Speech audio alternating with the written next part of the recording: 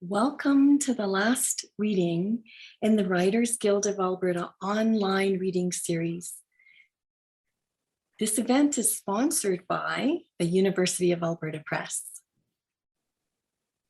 My name is Anne Sorby, and I'm a Calgary writer and editor. I'd like to begin by recognizing that as an immigrant and settler in Calgary, I'm proud to acknowledge the gifts of living and working on the traditional territories of the Blackfoot Confederacy, of the Siksika, Kainai, and Piikani, of the Tsuut'ina, the Stoney Nakoda Nations, Bearspaw, Chiniki, and Wesley First Nations, and of the Métis Nation, Region 3. Today, it's my honor to speak with poet and editor, Dr. Micheline Maylor. Dr. Maylor was Calgary's Poet Laureate from 2016 to 2018. Her latest poetry collection is The Bad Wife, and Little Wild Heart, another of her collections from the University of Alberta Press, was longlisted for both the Pat Lowther and Raymond Souster Awards. She recently won the Lois Hole Award for Editorial Excellence in Alberta. Dr. Maylor teaches creative writing at Mount Royal University, and her work has been recently translated into Farsi. Welcome, everybody, and welcome, Micheline. It's so great to see you. Hi, everyone. Nice to meet you here on YouTube. I can't see you, but I know you're out there. Thank you for being here tonight. Micheline, would you like to start this session off by reading for us from The Bad Wife? Sure. Tonight, I'm going to open up our reading with the long poem, the beginning of the long poem. It's titled Omen, Calla Lilies, and it is several pages long, and I'll just read a little while and warm us all up, and then we'll dive into the questions.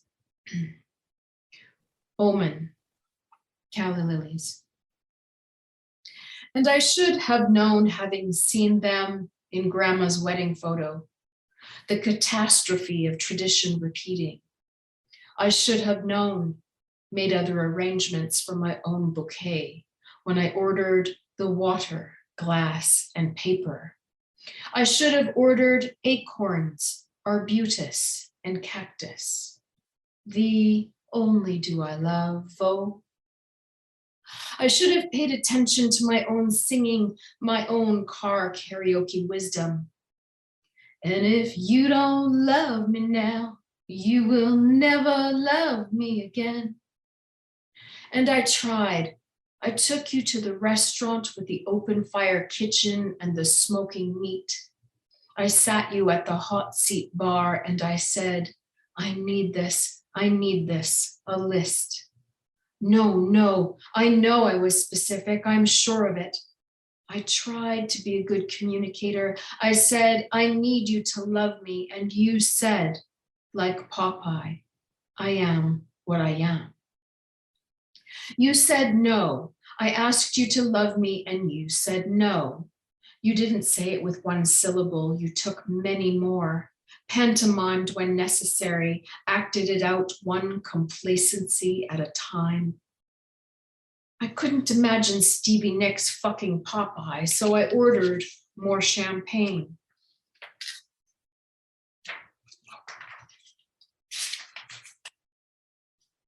What else could be done? We all get trapped in our own habits, don't we? My habit was no trap this time. I watched tiny glass bubbles float back up to space and stardust. None of these details matter. Don't we, in our own habits, get trapped? Sometimes such small rearrangements make all the difference, or could have. The world changed there at that dinner. The world shifted when you said, either you love me or you don't. And I heard out loud in my head, I guess I don't. But it all started earlier in Misty Lake in July. I asked for it. I looked up to the sky and said, make it different. And I meant it all, not knowing how much all really meant. The holidays, their flowered traditions, and home addresses. Home changed too. The habits, the anger, the washed out, tepid, infrequent lovemaking. The kitchen knives, the front yard swing. Things I'll never see again, because I did not know what this life would ask of me after that dinner, because loving me was what you should have wanted, what you should have been capable of, because I did not know what I could give or take. What happened to the photos I took of the children? Where did you take them? To your new, emptier home? The children, the photo on the bookshelf dusted with expectations, my strange, tiny thoughts, all those leftover details, me with just my clothes, before you rekeyed all of the locks so you could help me feel the thin fabric of sudden exile. And it rippled out from that last October. The man, I think his name was Owen. Owen, you corrected me time and time again. Owen across the street sold his house and towed his car. Remember, none of these details matter. It isn't who we are. But the wild rabbits knew what Omen meant. They ran crazy with the change surging in their blood, bleaching out their own fur with the stress of their own thrumming pulse, jacking their feet under the chilled day sky. I have shown myself what I am capable of. Call it the snow globe year, the day I cracked the big glass ball with all the people inside, all my people, even the ones we forged out of your sperm and my eggs. They fell in with all the shards, glass and polyester snow dust. Look at the children, squiggly, injured, amid the dangerous inventory of smashed ideals.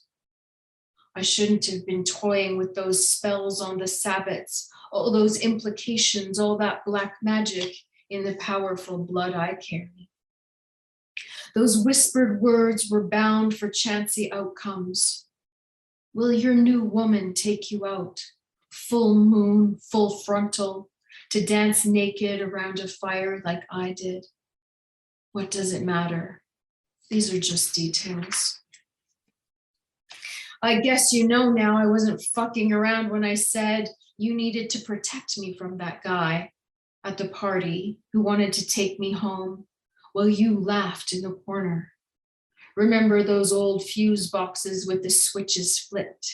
Click, the sudden dark, click. No, the twisting of the wrong key and the wrong lock, click. Say goodbye to the electric panel of my heart. Tonight there was a coyote in the yard. I wonder, was it the first friend you kept in the divorce? All those old chums divided themselves along his and her pack lines. Was she creeping by the trembling aspen and the wicker chairs? Was she listening? Did she hear I slept with another man? Did she hear the locksmith pinned me out bolt by bolt? My own children would not let me into my left home. They were bouncers. They were party to my lockout. Did the coyote hear the fuse box with her ears pressed to the walls? Click, click, click. Does it matter? Coyote will be the first to tell you you can do better. I hope you believe her, and I hope she is right. But I won't be a standard part replacement, will I? No easy cork in the bottle. No matter how many times I've replayed the damage that came out of my mouth, how many times have you reheard it? I am in your head forever. Know that as you are in mine. I take thee in ever after haunting. I do. Once we took the children skiing and handed peanuts to whiskey jacks. We had such specific luck, but not enough sex to keep us glued. Wasn't it enough to keep the best parts, all the other parts? What the fuck is wrong with me? What the fuck is wrong with you? We are just romantic fools afoot on stardust and tap dancing shoes. Click, click, click. In the room behind the wall, there is a thing that cannot be described by language, a thing that exists only in the feel of my body. Is this love? This wakeful trembling, this flood of gratitude, this canine rage? I have shown myself what I am capable of. I've got such slippery hands. No one should trust me to carry anything, really, especially people and their blown glass hearts, their snow globe mansions. In the morning, petals bloom out of my eyes and a story falls into daylight. That time at the Grand Canyon when the children in their raincoats and me carrying my anemia. That time at the St. Stephen's Scree, those midnight feedings, the scotched rubbed gums of our daughter. Name things that are pink. Your knee scar from the car, my untouched nipple, that damn street lamp was such a good companion all those beautiful years. How I loved you. Do you hear that? It was not a waste. May grandmother's silver wedding service blind you with memories. May you choke on the teacups. Grandfather's second wife kept all the spoons. I hope you enjoy the knives and forks, that wonky setting. And my paper art frame, my great-grandmother's blanket made from her cut-up dresses, the whatever the fuck I can't remember to catalog for the lawyers, my handmade plates, my scent, my favorite mug, a gift from the burlesque troupe, my Montana fossils, my sense of humor, my white chairs, what does it matter, what, my dog, my children, my, nothing a court values. Photos of my children growing up. You claim them lost on your rickety hard drive. All the photos of my children growing up are yours and the ethers. My children's children's children, well, those are yours too. What will you do with all that stuff? All those trinkets and treasures of my life, all that dead freight. Just keep it together, keep it together. It's all a matter of not knowing, is it? The strength of a flower is all water and cells. Science doesn't matter when you say indefinitely beautiful. Romance doesn't need hypothesis and proof. Details don't matter. I suppose I would have been fine staying, but that's different than flourishing. Keep on keeping on, keep on swimming, keep on trucking, keep on keeping it together. And that's the trick, isn't it? Keeping it together. I've got such slippery hands. I'll stop there. There's more, but I'll stop there. Thank you.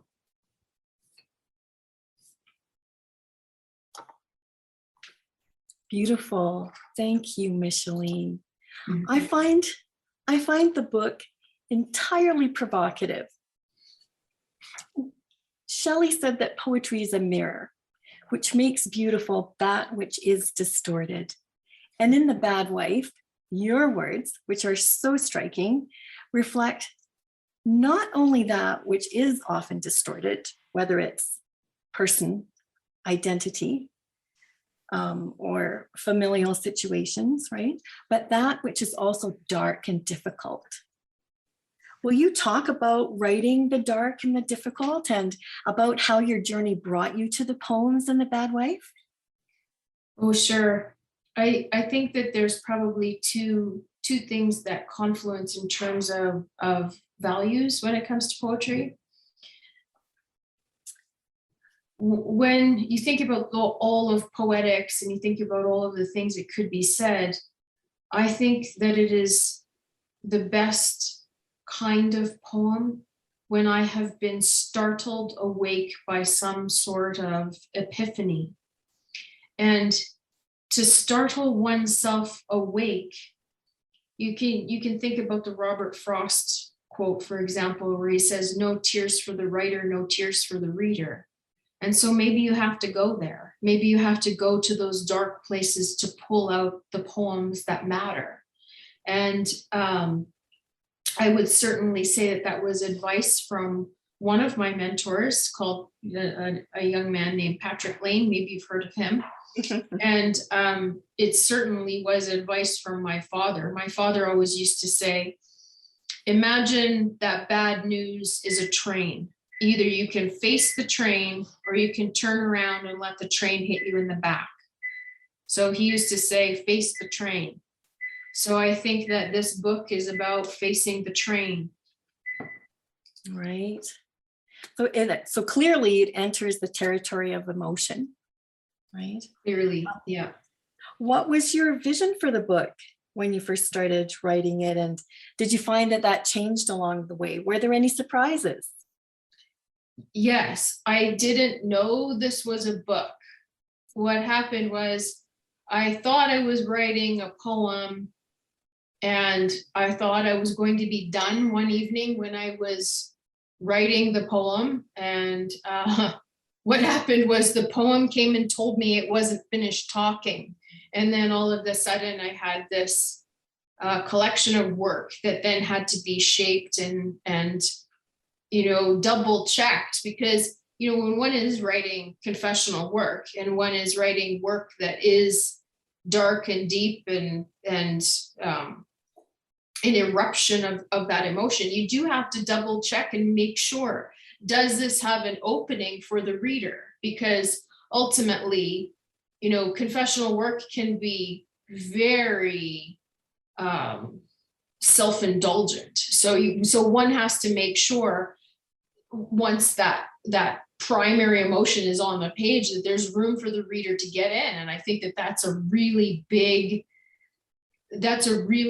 element in confessional work that has to be considered. And when you think of the largest and most popular poems of the confessionals, you will find that you are in it just as much as the poet is in it. So yeah, I had to do that work afterwards. Mm-hmm. Yeah. So what about Patrick Lane? What would he have said to you think about entering this territory of the emotion and getting deeply into the confessional?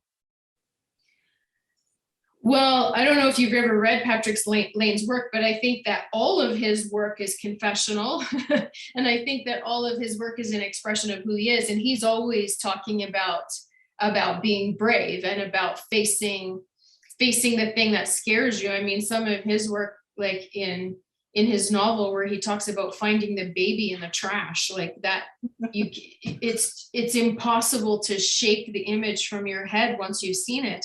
But I think that he would be very much in favor of going into the places that are most dark and most difficult for the sake of telling the truth in a poetic way.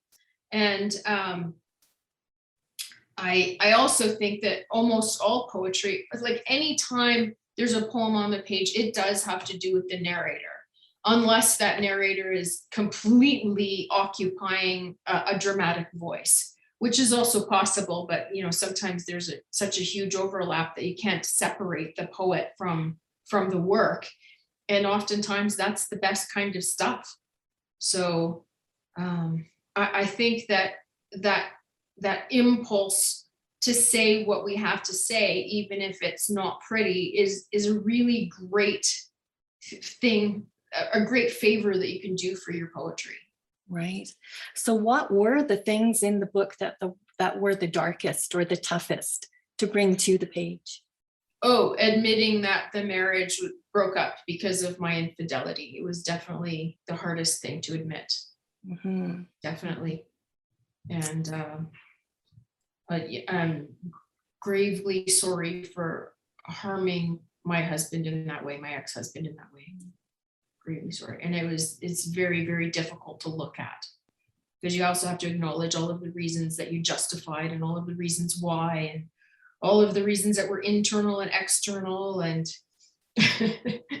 it's, yeah, it's a shortcut to therapy.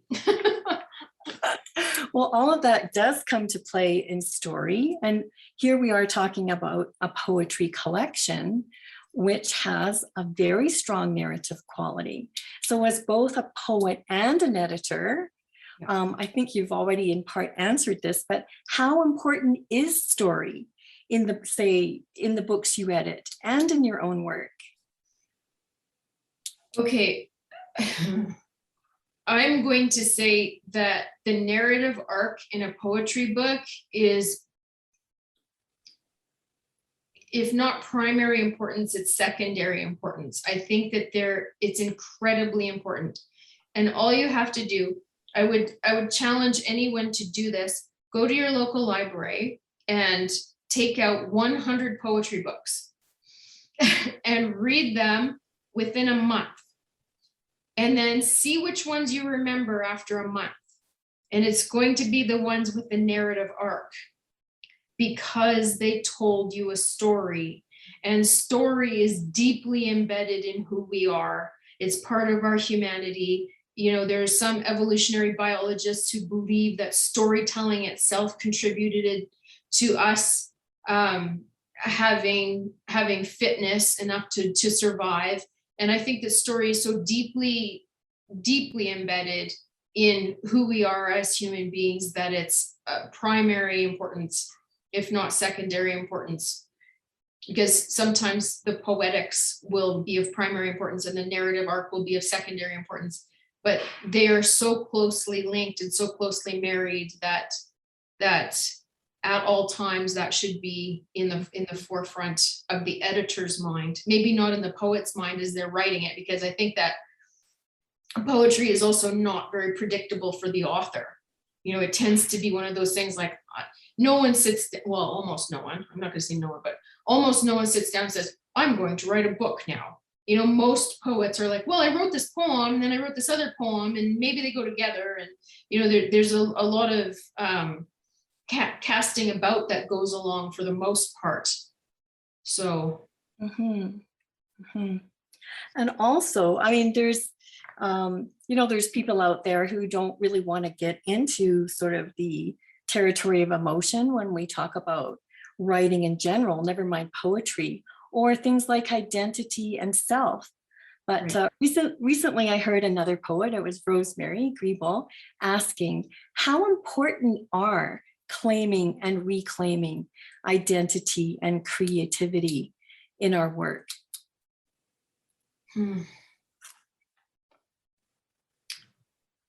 I'm not sure what she means by identity, so I'm not 100% sure how to approach that question, other than within books. I would say that I think that it's very important for the book to have a really strong spine, a really deep understanding. The book has to understand itself so that it holds together and so that it makes sense to itself. I think that like over the long period of time when poets write, I think that what can also happen is that poets can change the spine of the book between books.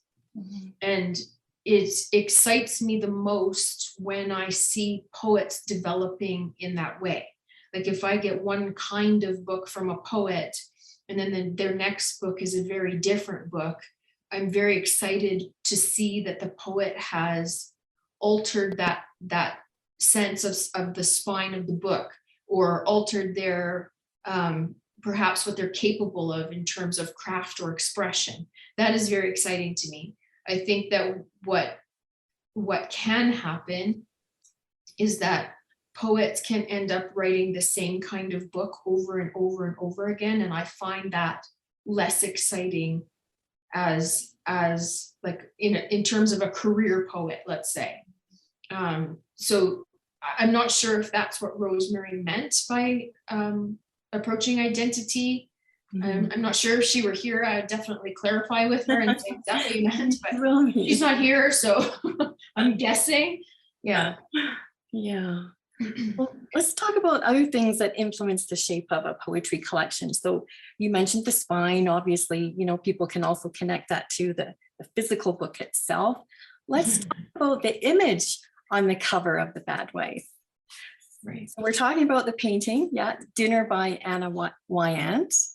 It definitely blends the figurative with the contemporary, which is, I understand, you know, something that's important for the focus of her work. And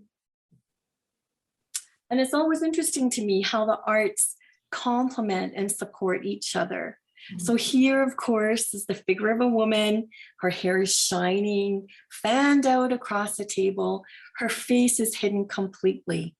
So what did you feel when you first saw that image, and how did you hope, did you think right away about using it in your book, for your book? I did. As I said, this book didn't start off being a book. It just started off being one poem, as can happen. But what happened when I'd written that one poem, and I was sure about that one poem? You know, I was familiar with Anna's work because I met her at the Bounce Center at some event, and her mother and my husband are friends, and we hung out all evening, and she's just the most wonderful person. Anna Wyant is now, you know, she lives in New York and she's a full-time painter, and she's one of the up and coming painters under 30 that lives in New York that's painting right now in oils. And, you know, I just happened to be lucky enough to be there at the right time. And I asked Anna if I could use the image on my book, and she just kind of went, sure, whatever. And again, like totally informal, totally unusual, just one of those serendipitous situations, but definitely. And I think that, you know, as a side testament, I think that it can, like the strength of an image can help pull a poet through as well. Like if they've got, and there were times when I looked at Anna's work and I thought, yes, that is the feeling.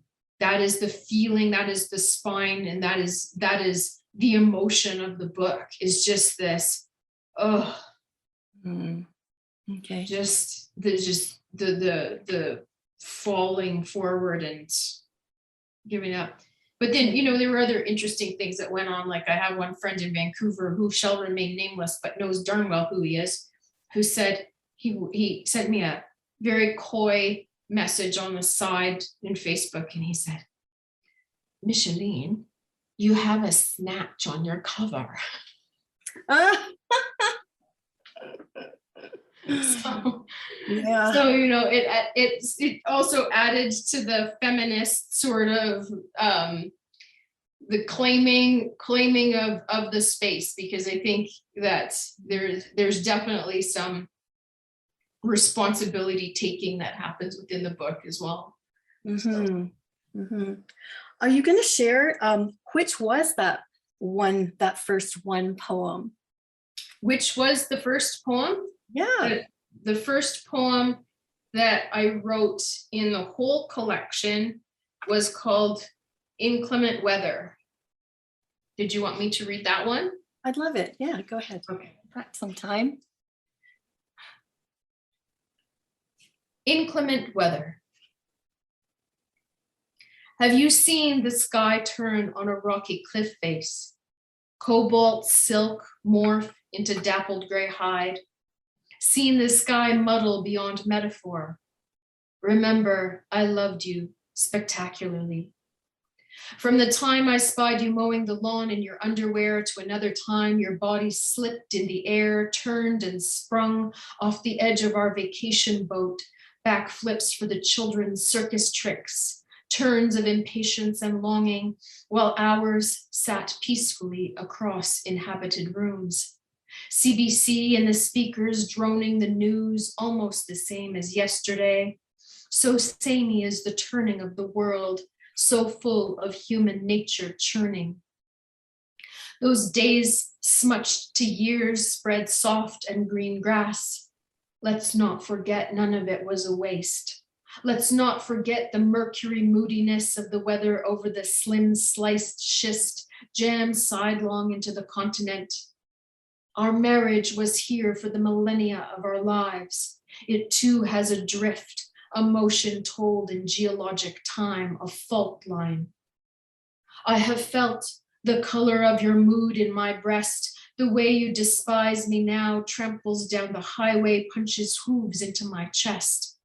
But I have not forgotten your beauty or the lilies you found at Safeway late on Mother's Day, the sun-bleached glacial tint of your eyes, the talks we hushed in the bathroom, private and loving, while our children slept in night-dimmed rooms, hallways away, safe then from me, from us. There is much to mourn and maybe even more to say, but now silence needs the length of time, the forge of memory. And I have not forgotten the way the clouds here scud off mountain tops and shift a whole sky, the same way tides scramble oceans. You will never be wrong in our children's DNA. We will have all of time to sit in those cells patiently together, all the stories of our past still in synchronicity. Let those remembrances be balm enough for what has become of our bombed out home, empty of my things and the rhythms we kept. Tell your son you loved me. Keep once inside. All the sky is still in motion. Do you see the weather shift? Even now, thunderheads might break into blue.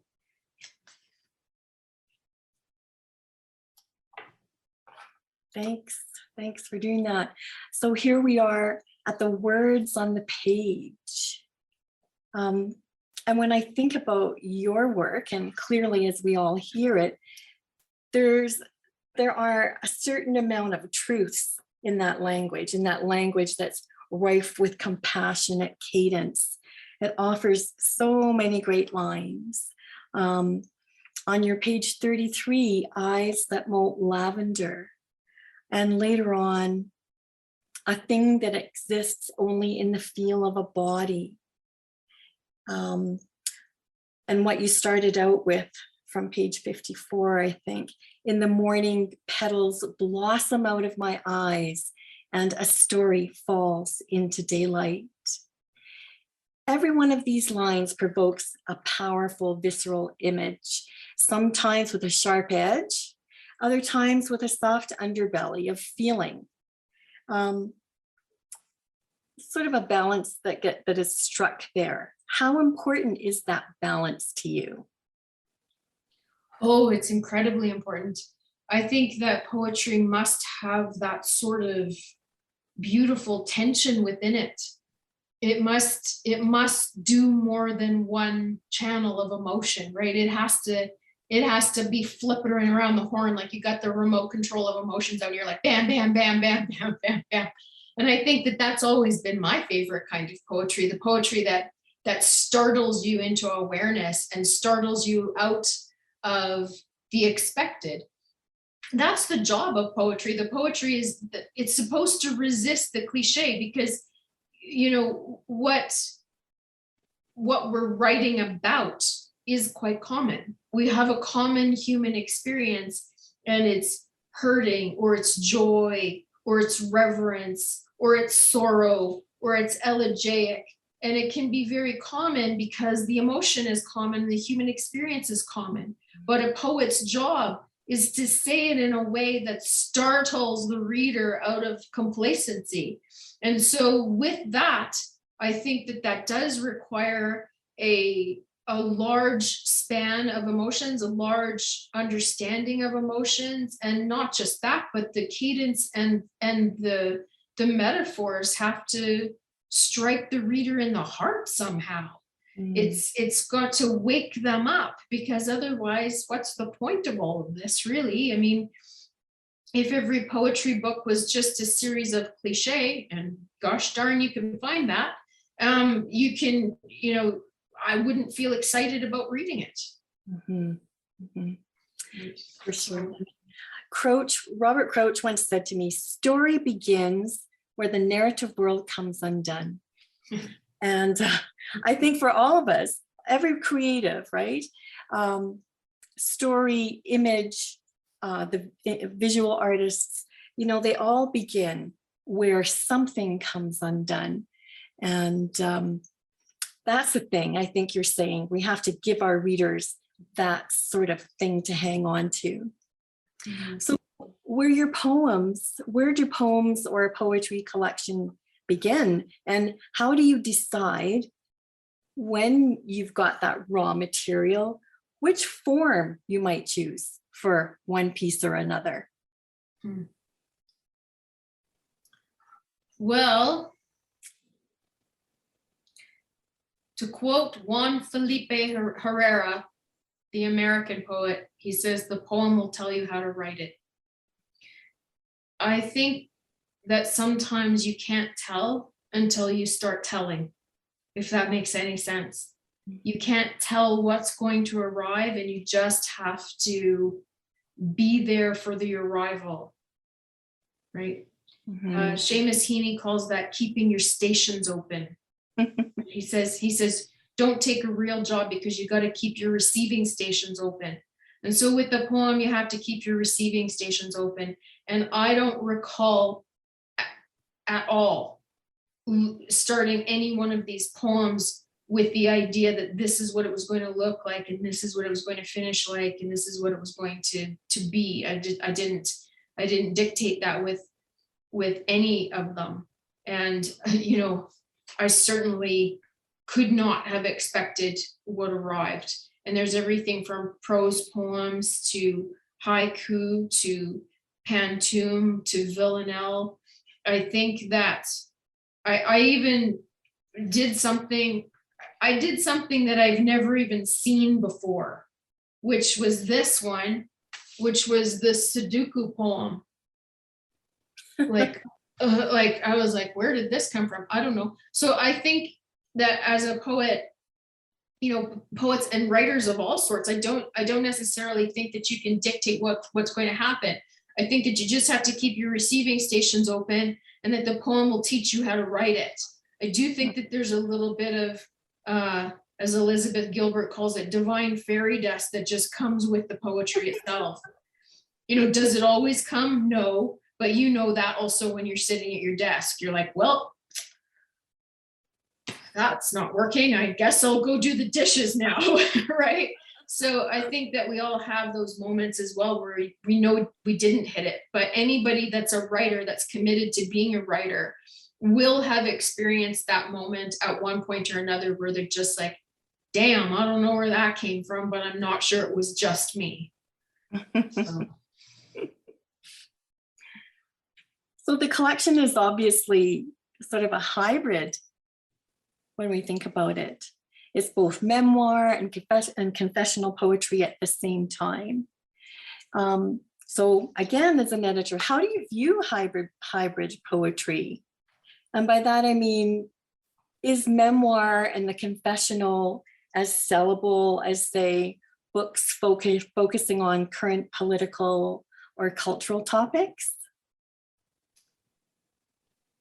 Well, I don't know the answer to that either. I think that poetry books, if you're asking the question about why they sell, I think they sell because A, they touch people, and B, because the poets get out there and try to touch people.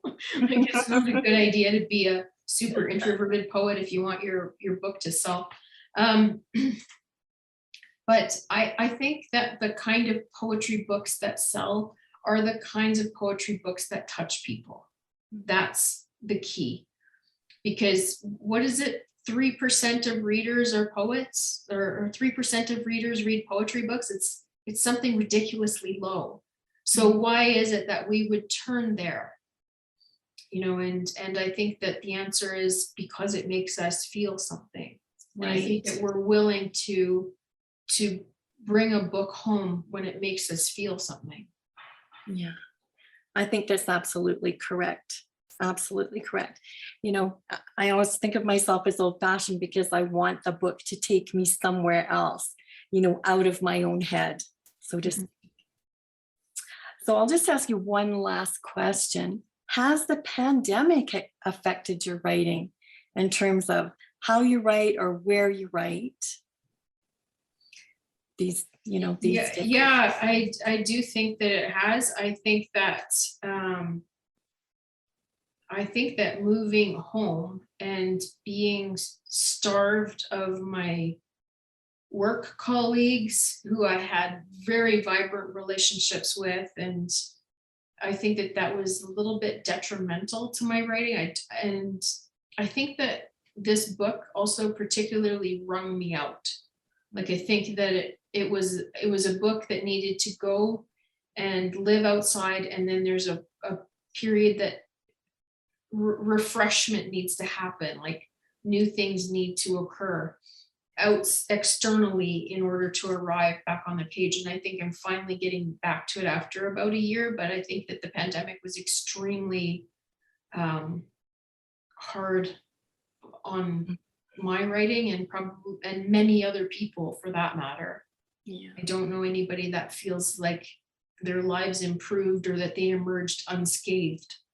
So well, I'm sure we're going to hear and read in the coming years a lot about this particular time in our history. Well, as we're reaching the conclusion of our time together, I would like to thank you for sharing your work with us tonight. I'd like to thank again the Writers Guild of Alberta for offering this online reading series, to the University of Alberta Press for sponsoring, and to all the writers and hosts who have taken part in the series. And of course, very special thanks to you, Micheline, for sharing your work again with us. And thank you for the audience who are here. I would like to close by asking Micheline to read one more piece, and that will conclude the session. And this piece is called Sticks and Stones. Okay, thank you. I'd also like to thank you, Anne, for asking really provocative and interesting questions, because it's not easy to be in your seat either. And I'm humbled by your generous and wise dive into the book. Thank you very much. Oh, you're welcome. And this poem is titled Sticks and Stones. I have a secret wilderness I keep inside, tight as spider eggs tucked in for the winter and waiting to be far flung, strung then tamped tight as a forest floor. What visions turn to currency?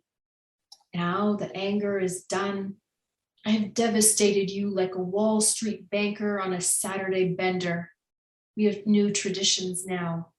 Nothing looks like it used to. Get over it, stuff in tight any remorse, hang long memories, cinch those unwanted puppies in the killing sack. My shoes are milk thistle kitten heels, almost remorseless and almost vast. Thank you so much. Take care, everyone, and stay safe and be well. Okay. Good night.